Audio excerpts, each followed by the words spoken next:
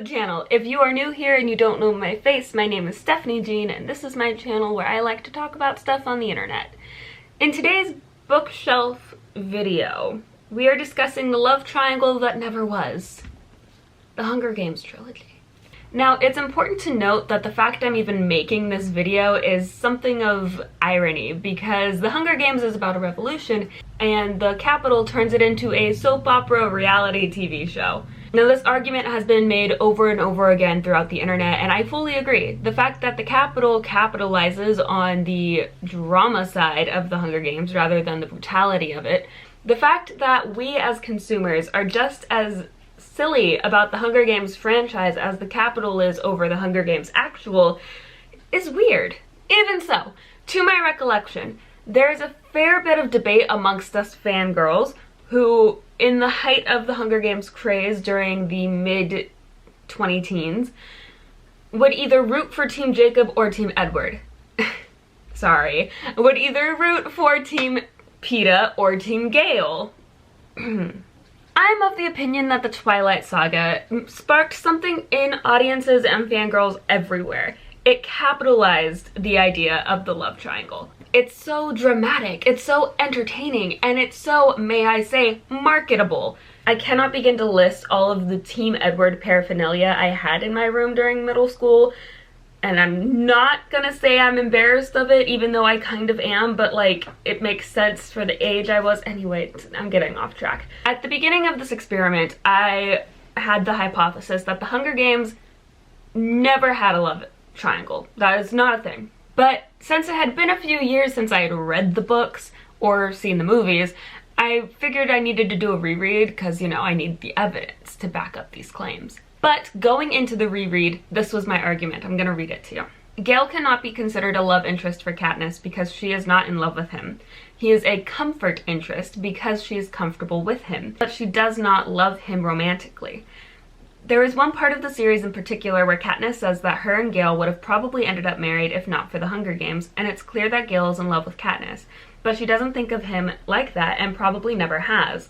Gale is her best friend, and best friends are so important. Peeta has also been in love with Katniss for God knows how long, since he threw her that burnt piece of bread. I mean, before that, let's be honest. And that small act of kindness is very important to Katniss.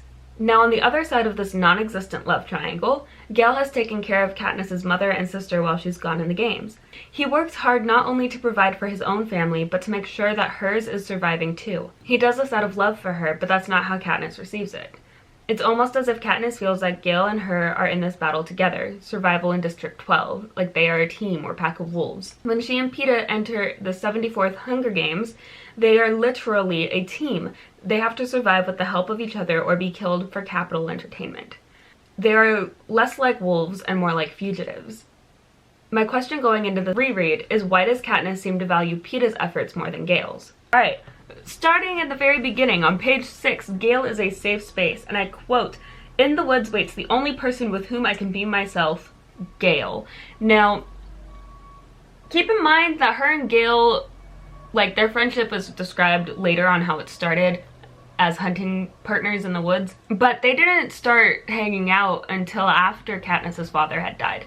So I kind of feel like Gale was a replacement for her dad, kind of like Big Brother, kind of like a cousin, which is what the Capitol tells everybody in the propaganda to keep the love story with Peeta alive.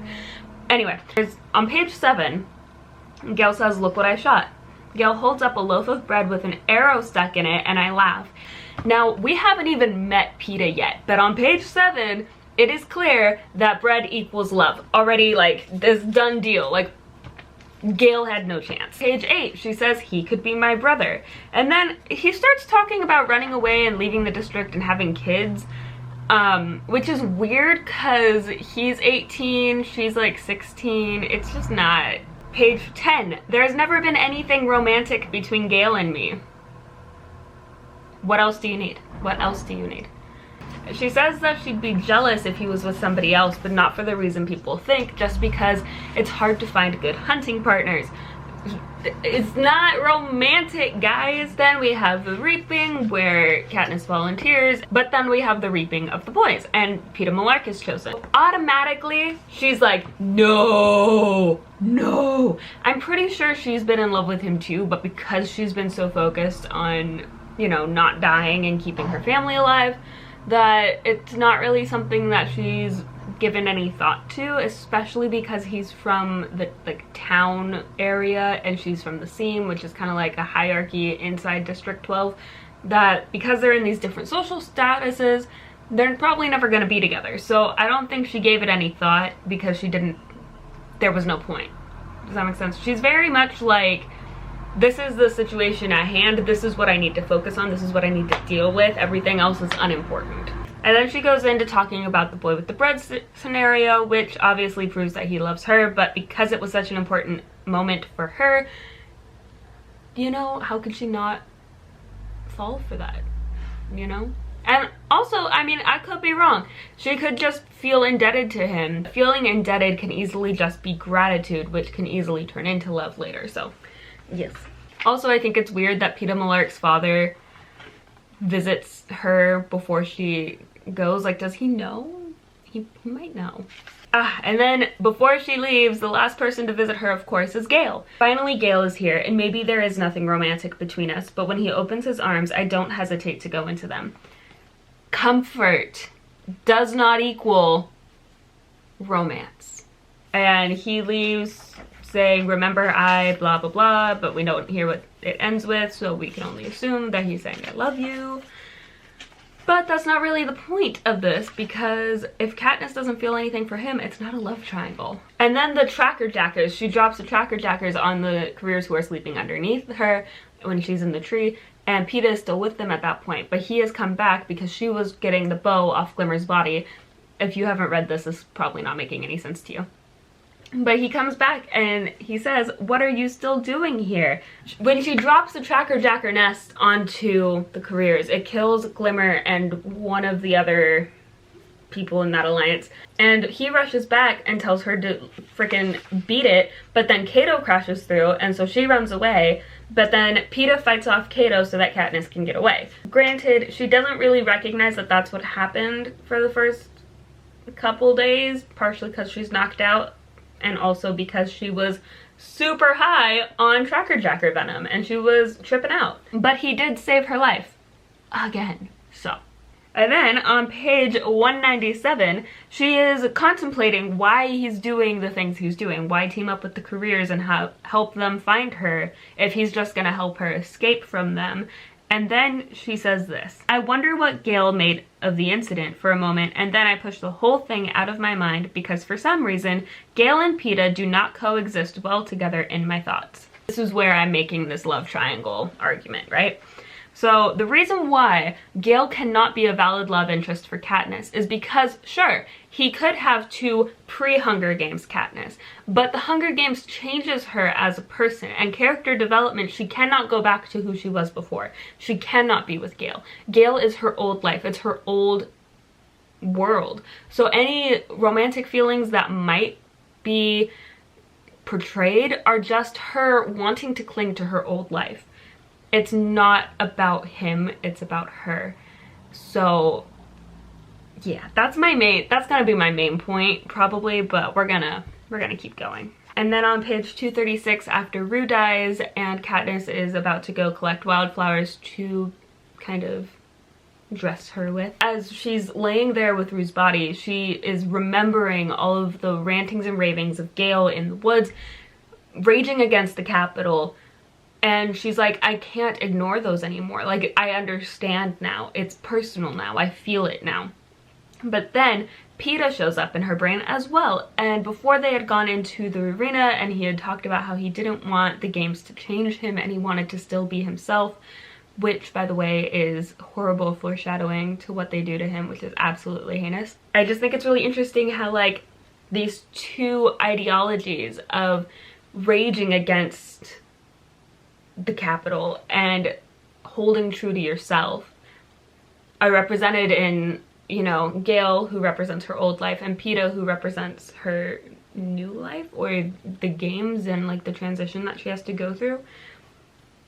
I think it's really interesting. On page 242, I find myself wishing I could tell PETA about the flowers I put on Rue.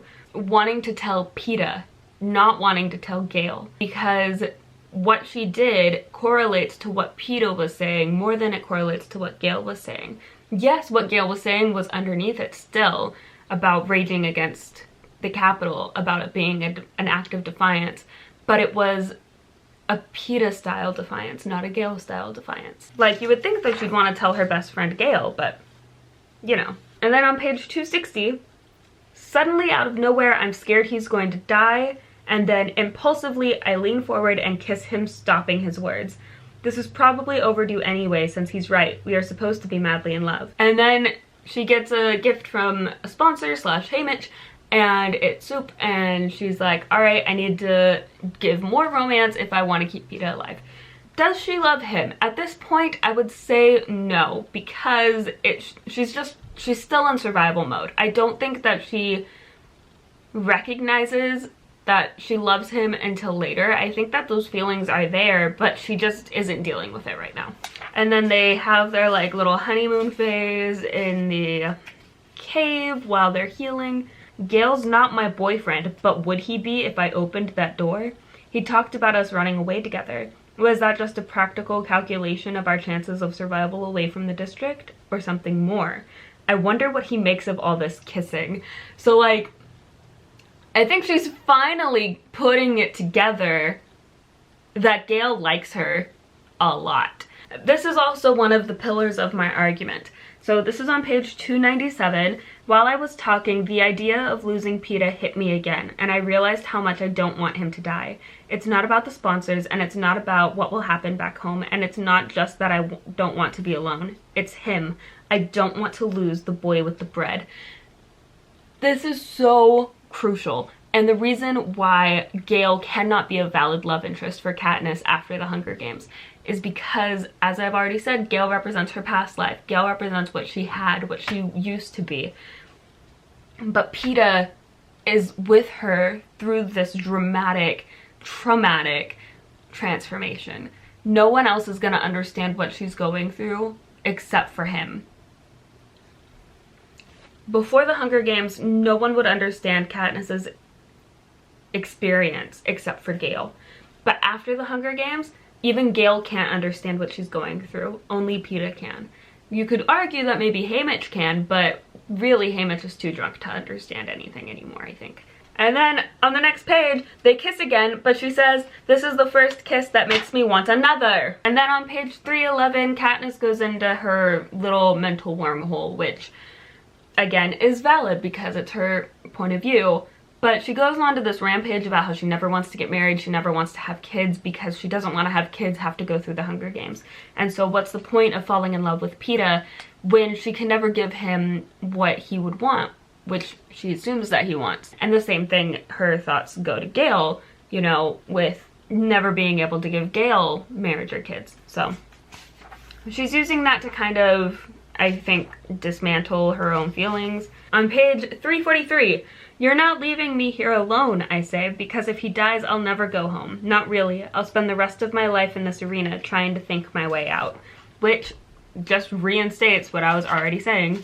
And then they're both crowned victors. On the bottom of page 358, I don't know. I haven't begun to separate out my feelings about PETA. It's too complicated. What I did as a part of the games as opposed to what I did out of anger at the Capitol, or because of how it would be viewed back in District 12, or simply because it was the only decent thing to do, or what I did because I cared about him.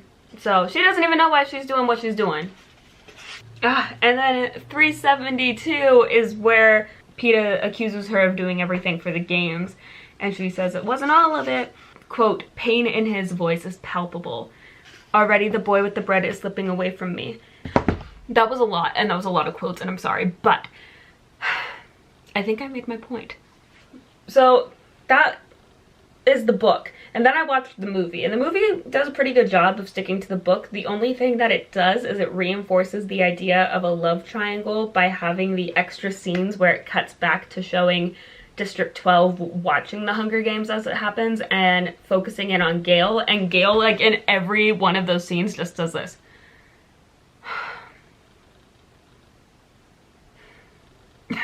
It's kind of funny.